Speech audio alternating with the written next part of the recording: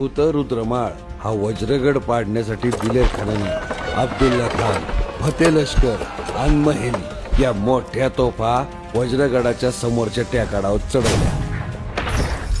या तिन्ही भव्य तोफा वज्रगडावर तुटून पडल्या. अखेर वज्रगड कोसळला. दिलेर खानानं 5000 पठाण घेऊन पुरंदरावर हल्ला चढवला, पण त्याला 700 मराठा सिंह आडवे आले. त्यांच्या समोर होता एक मार्तंड भैरव, मुरारबाजी देशपांडे.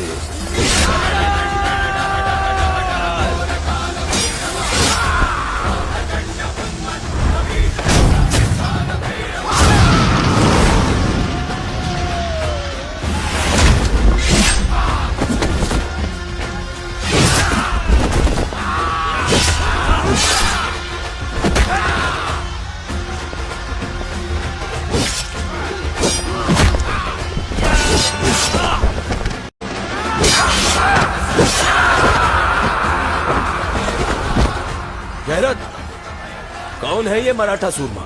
चाचा जान, यही है वो पुरंदर के किलेदार मुरारबाजी देशपांडे. शिवाजी राजांच्या महावळ्यांनो, त्या नागाच्या फण्यासारख्या फटव्या ध्वजाची आण आहे तुम्हाला. सोडू नका यांना.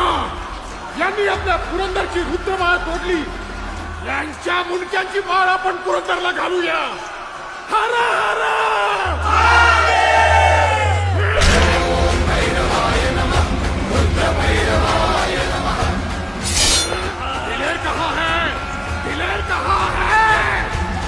कुठे?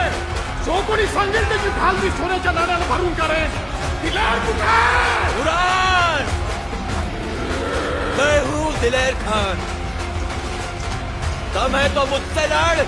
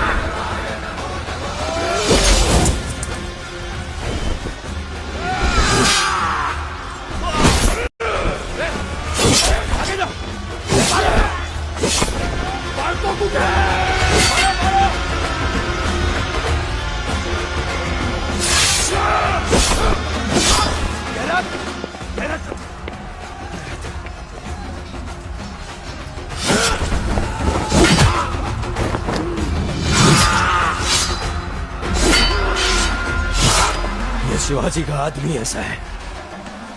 शिवाजी कैसा होगा?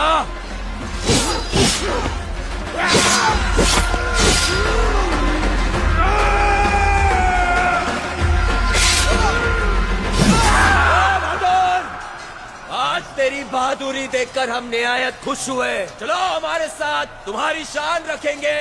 तुम्हें जो इनाम चाहिए वो मिलेगा, जितनी जागीर चाहिए. बोलो.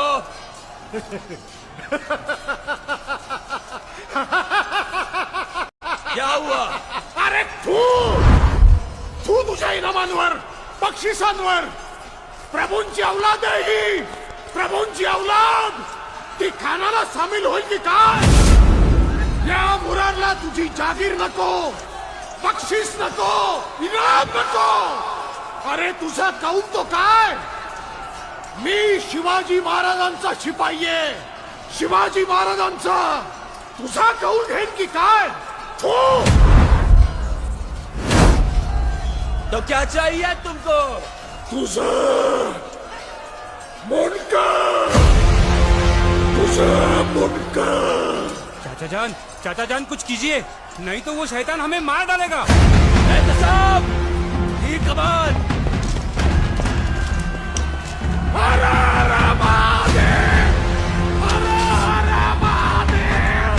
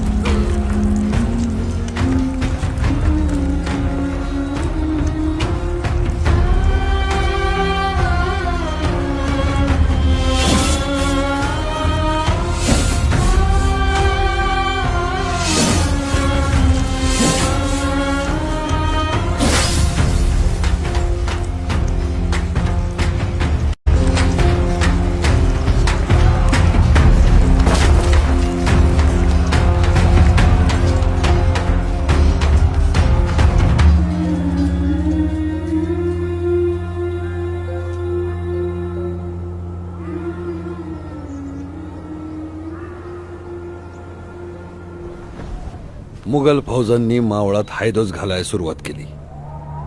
या खबरांनी दुःखी झालेल्या धन्यांनी मिर्झा राजाच्या डोळ्यात अंजन घालल असं पत्र त्याला पाठवलं.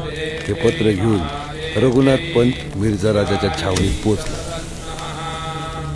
नमः प्रकृत्यै भद्रायै नियता प्रणता स्मतां स्वाहा. ओम रौद्रायै नमो नित्यायै. पंत, ये क्या थई जान हो? राजा शिवाजी को परास्त करने के लिए पिता हुकुम जी ने कोटिलिंगा चिन्ह की पूजा की है. उसके बाद माँ बगलामुखी का अनुष्ठान किया है. अब ये शतचंडी का यज्ञ.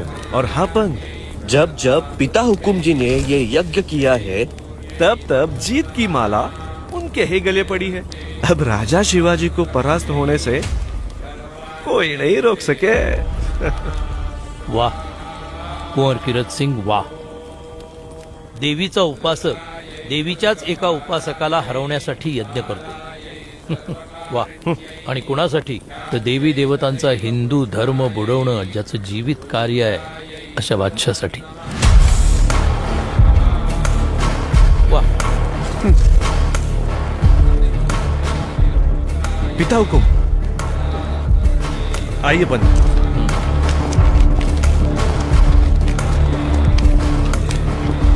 हे महान मिर्झा राजा जयसिंग, तुम्ही राजांचे राजे आणि सरदारांचे सरदार असूनही आज औरंगजेबाचे गुलाम म्हणून दख्खनेत आला आहात. जर तुम्ही स्वतःच्या राज्य विस्तारासाठी दक्षिणेत आला असतात तर आम्ही तुमच्या पायाशी मस्तक ठेवून साथ दिली असती. पण तुम्ही तलवार उगारलीत निष्पाप हिंदूंवर. अफजल खान, शाहिस्ते खान अपयशी ठरले म्हणून औरंगजेबानं तुम्हाला पुढे केलं. हिंदूंना हिंदूंशी लढवणं हे त्याचं कपट जाल आहे.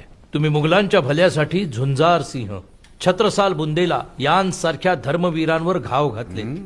हे तुमच्या रजपूत रक्तासाठी लाजीरवाणं आहे. ए पंडित, अपनी जुबान रोके राखो नहीं तो. कीरत सिंह, आगे पढ़ो पंडित. आपले देव, देश, मंदिर सगळं धोक्यात आहे. आपण एकत्र आलो नाही तर उरणार काहीच नाही. तुम्ही जर खरे वीर असाल तर तुमची तलवार औरंगजेबावर चालू दे. आम्ही दक्षिणेपासून उत्तरेपर्यंत सैन्य घेऊन चालून येणारच आहोत. शाहिस्ते खानाच्या जासुदाकडून जप्त केलेले तुमच्याविषयीचे गुप्तपत्र आम्ही तुम्हाला दाखवू आणि तुम्ही कसे फसवले जात आहात हे सिद्ध करू. परंतु यातलं काहीच तुम्हाला पटत नसेल तर उद्या सूर्य मावळल्यानंतर आमची तलवार म्यानातून अर्धचंद्रासारखी बाहेर पडेल आणि मग तुमचं कुशल असो. पंडित, ये हम भी जानते हैं और तुम भी, राजा शिवाजी हमें हरा ना सके. नहीं कीरत सिंह, ऐसी गंभीर परिस्थिति में होने के बावजूद वो वीर पुरुष झुकने का नाम नहीं ले रहा है और ना ही उसके आदमी झुक रहे हैं. ऐसे में हम उनसे अवश्य मिलना चाहेंगे. लेकिन या एवढ्या मोठ्या छावणीत लाखांच्या फौजेमध्ये शिवाजी राजांनी कुणाच्या भरोशावर यायचं?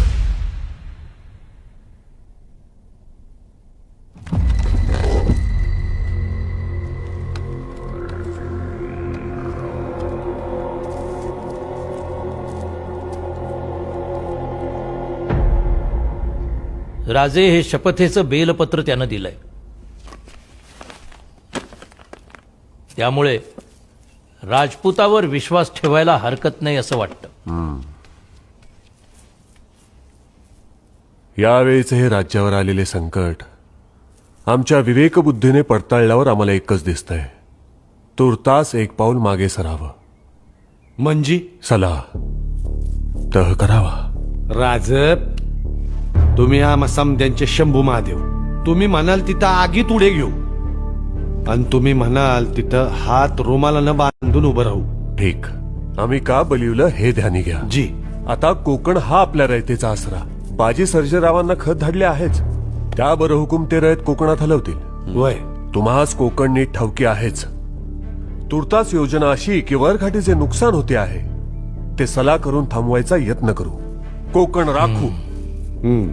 किल्ले द्यावे लागले तरी ते खांद्यावर उचलून कोणी उत्तर येत नेणार नाही. तेच की. मावळते ते कायम टिकत नाही, कधीतरी उजाडेलच. पुन्हा शून्यातून सगळे उभे करू. वय तानाजीराव, आत्ता सबूर ठेवा, पण वेळ आल्यावर मराठी काय आहेत हे मुघलांना दाखवूच. रघुनाथ पंत, जी. भेट नक्की करा. इकडं मिर्झा राजाच्या छावणीत पुण्यांदा वाद सुरू झाला. ये क्या गुस्ताखी है दलील खान? हमें लगता है